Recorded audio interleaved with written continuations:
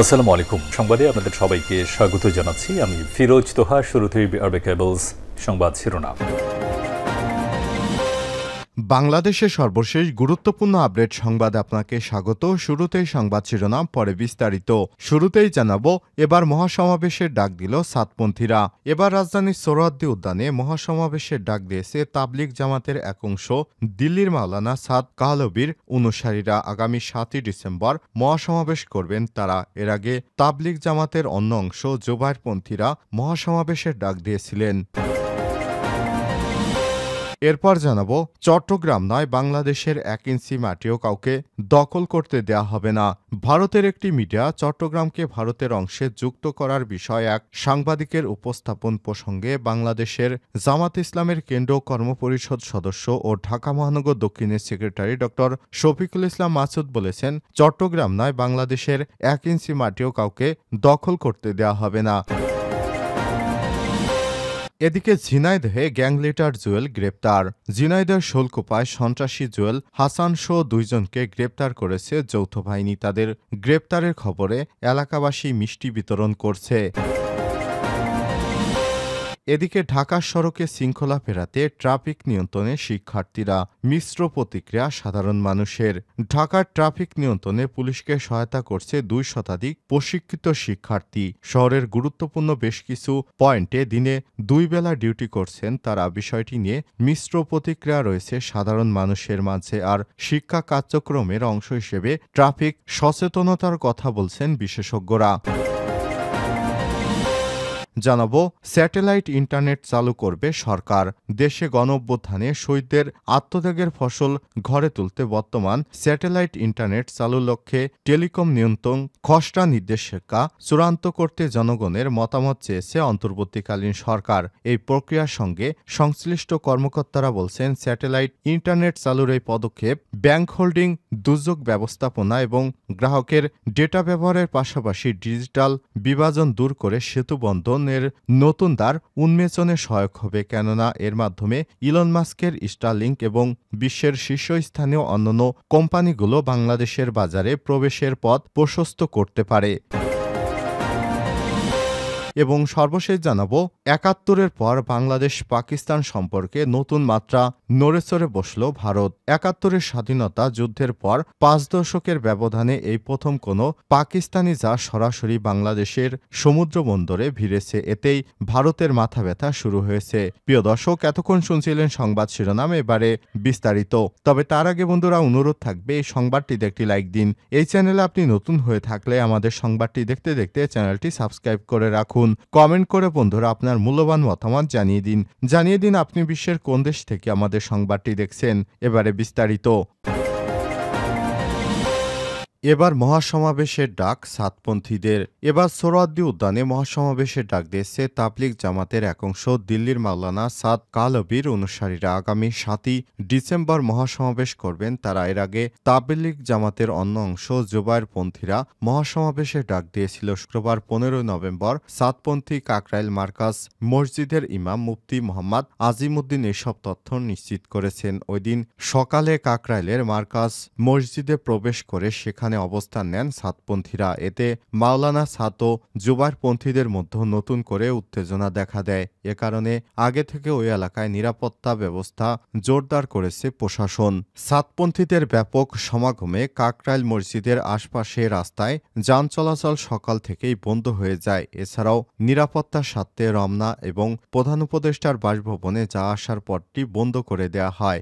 বেশ কিছুদিন ধরে কাকরাইল মসজিদ ও টঙ্গীর ইজতেমা ময়দানে দখলকে কেন্দ্র করে তাবলিগ জামাতের 2 পক্ষের মধ্যে দ্বন্দ্ব তীব্র হচ্ছে। 2 পক্ষই পাল্টাপাল্টি বক্তব্য দিচ্ছে। জানা যায়, কাকরাইল মসজিদে নির্ধারিত অবস্থানের সময় শেষ হয়। মাওলানা জোবায়েরের অনুসারীরা সকালে মসজিদ থেকে সরে যান। শুক্রবার সকাল 8টার পরে প্রবেশ করেন সাতপন্থীরা। নিয়ম হলো 14 দিন থাকবেন সাতপন্থীরা, 28 দিন থাকবেন জোবায়েরপন্থীরা। রমনা জোনের ডিসি মোহাম্মদ মাসুদ আলম বলেন, এই 2 সপ্তাহ অবস্থান করবেন সাতপন্থীরা, যাতে করে আইনশৃঙ্খলা পরিস্থিতির কোনো অবনতি না ঘটে সেজন্য অতিরিক্ত পুলিশ মোতায়েন করা হয়েছে। আজকে শান্তিপূর্ণভাবে বের করে দেওয়ার ঘোষণা দেয় জোবায়েরপন্থীরা। তারা তারপর বের হয়ে যায়। তারপর সুশৃঙ্খলভাবে প্রবেশ করেছেন ছাদপন্থীরা। এর আগে শুক্রবার 15 নভেম্বর সকাল থেকে কাকরাইল মার্কাজ মসজিদে আসতে শুরু করেন ছাদপন্থীরা। এতে তাবলিগ জামাতের মাওলানা সাদ কাহলবি এবং জোবায়েরপন্থীদের মধ্যে ফের উত্তেজনা বিরাজ করছে। এরই মধ্যে ছাদপন্থীরা কাকরাইলের মার্কাজ মসজিদের সামনে অবস্থান নিয়েছেন।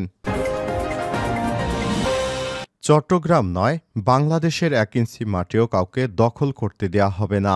ভারতের একটি মিডিয়া চট্টগ্রামকে ভারতের অংশে যুক্ত করার বিষয়ে এক সাংবাদিকের উপস্থাপন প্রসঙ্গে বাংলাদেশ জামাত ইসলামের কেন্দ্রীয় কর্মপরিষদ সদস্য ঢাকা মহানগর দক্ষিণের সেক্রেটারি ড. শফিকুল ইসলাম মাসুদ বলেছেন, চট্টগ্রাম নয়, বাংলাদেশের 1 ইঞ্চি মাটিও কাউকে দখল করতে দেয়া হবে না। শুক্রবার 15 নভেম্বর রাজধানীতে ডিপ্লোমা ইঞ্জিনিয়ারিং ইনস্টিটিউটে বরগুনা ফোরাম কর্তৃক আয়োজিত সুধী সমাবেশে প্রধান আলোচকের বক্তব্যে তিনি এসব কথা বলেন। শুক্রবার দলটির ঢাকা মহানগর দক্ষিণের সহদপ্তর সম্পাদক ও সমন্বয়ক আব্দুস সাত্তার সুমন স্বাক্ষরিত এক সংবাদ বিজ্ঞপ্তিতে এই বিষয়টি নিশ্চিত করা হয়েছে। বিজ্ঞপ্তিতে জানানো হয়েছে, ড. মাসুদ বলেছেন, ভারত বাংলাদেশে যে আধিপত্য বিস্তার করেছে সেটি ছাত্র জনতার বিপ্লবের মাধ্যমে গত 5ই আগস্ট থেকে নিঃশেষ হয়ে গেছে। বাংলাদেশে আধিপত্য বিস্তারের আর কোনো সুযোগ ভারত পাবে না। 5ই আগস্ট এদেশের ছাত্র জনতা শুধু ফ্যাসিবাদ মুক্ত করেনি, আধিপত্য গোষ্ঠীকেও নির্মূল করেছে। এ সময় তিনি আরো বলেন, শহীদ মতিউর রহমান নিজামী বাংলাদেশের ভূখণ্ড নিয়ে কেউ যেন সিনিমিনি খেলার চেষ্টা করলে তার উপযুক্ত জবাব দেওয়ার ঘোষণার পরেই ভারতের ইন্ধনে আওয়ামী লীগ শহীদ মাওলানা নিজামী সহ জামাত ইসলামের নেতাদের আটক করে সাজানো মামলায় বিচারিক হত্যাকাণ্ড করেছে। কারণ জামাতের নেতারা বেঁচে থাকলে বাংলাদেশকে ভারতের অঙ্গরাজ্য করতে দেয়া হবে না। ঝিনাইদহে গ্যাং লিডার জুয়েল গ্রেপ্তার।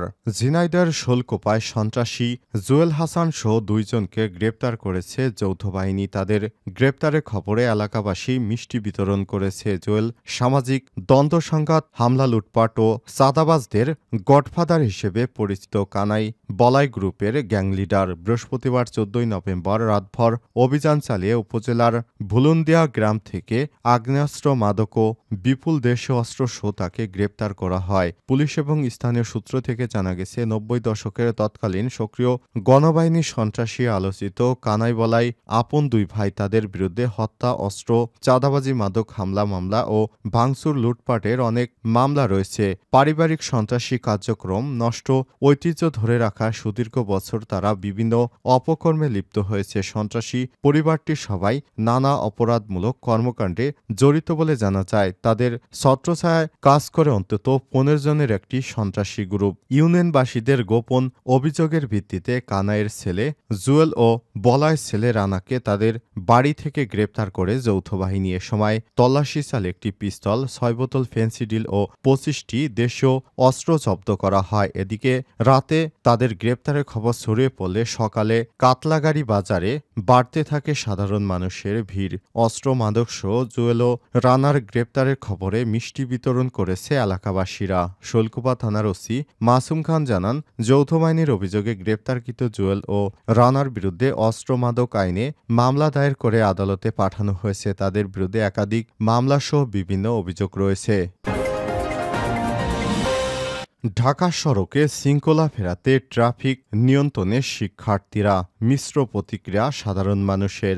ঢাকার ট্রাফিক নিয়ন্ত্রণে পুলিশকে সহায়তা করেছে 2 শতাধিক প্রশিক্ষিত শিক্ষার্থী। শহরের গুরুত্বপূর্ণ বেশ কিছু পয়েন্টে দিনে 2 বেলা ডিউটি করছেন তারা। বিষয়টি নিয়ে মিশ্র প্রতিক্রিয়া রয়েছে সাধারণ মানুষের মাঝে। আর শিক্ষা কার্যক্রমের অংশ হিসেবে ট্রাফিক সচেতনতার কথা বলছে বিশেষজ্ঞরা। রাজধানীর ব্যস্ততম মোড়ে ট্রাফিক নিয়ন্ত্রণ করছে নিউ মডেল ডিগ্রি কলেজের ছাত্র জিহাদ। শহরের রাস্তায় এমন গুরুদায়িত্বের অংশ হওয়াটা তার জন্য ভিন্ন এক অভিজ্ঞতা বটে। একই পয়েন্টে কাজ করছিলেন আরও 2 শিক্ষার্থী। শাহবাগ মোড়ে উল্টো পথের গাড়ি সোজা পথে ফেরত পাঠাচ্ছিলেন পলিটেকনিকের শিক্ষার্থী লিমা আক্তার সহ 4 জন। নিয়মিত ট্রাফিক পুলিশের পাশাপাশি সহায়ক হিসেবে বেশ তৎপর রয়েছেন তারা। এতে অনেক ক্ষেত্রেই ইতিবাচক ফল মিলছে। শিক্ষার্থী লিমা আক্তার জানান, প্রথম দিকে কথা না শুনলে এখন অনেকেই শুনছেন। গেল 4ই নভেম্বর থেকে দেশের ট্রাফিক নিয়ন্ত্রণে কাজ করছে শিক্ষার্থীরা। সকাল 8টা থেকে বেলা 12টা পর্যন্ত এবং বিকাল 4টা থেকে রাত 8টা পর্যন্ত 2 শিফটে সড়কে থাকছেন প্রায় 2 শতাধিক শিক্ষার্থী। আর এসব কাজে তাদের মৌলিক প্রশিক্ষণ দিয়েছে ট্রাফিক বিভাগ। এর ফলে লেখাপড়ার পাশাপাশি দৈনিক 500 টাকা হিসেবে মাসিকভাবে আয় করতে পারছেন শিক্ষার্থীরা।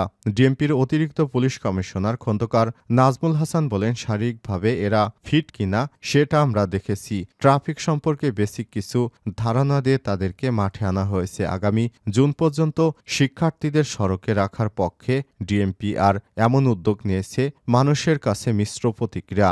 অনেকেই মনে করেন একসাথে সবকিছু করা যায় না, তবে এই ব্যবস্থা চালু থাকলে ভবিষ্যতে ভালো ফলাফল আসবে। বুয়েটের গণপরিবহন বিশেষজ্ঞ ডক্টর হাদিউজ্জামান বলেন, শিক্ষা কার্যক্রমের অংশ হিসেবে ট্রাফিক সচেতনতার বিষয়টি রাখা হলে দীর্ঘমেয়াদে ফল পাওয়া যাবে। তবে পেশাদারি হিসেবে এর দায়িত্ব ট্রাফিক পুলিশের হাতে থাকতে হবে।